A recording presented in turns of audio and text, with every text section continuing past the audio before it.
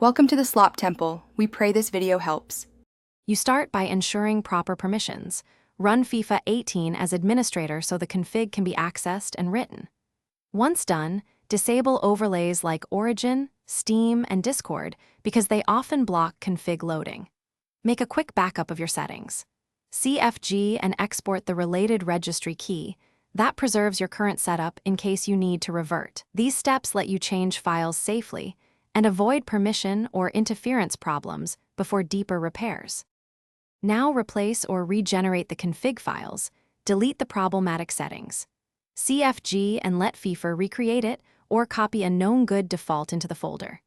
Make sure the file path points to the correct user profile folder and that read/write flags are set so the game can open the file. If that fails, use Origin's repair feature to target game files.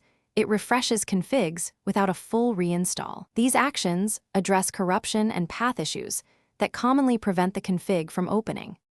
Finish by resetting permissions. Use iCackles or the Windows Security GUI to grant full control to your user on the FIFA folder so the game can open configs. Then launch the game with logging enabled to capture any error messages.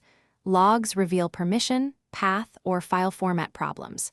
If issues persist, create a new Windows user profile and test there. That isolates profile corruption.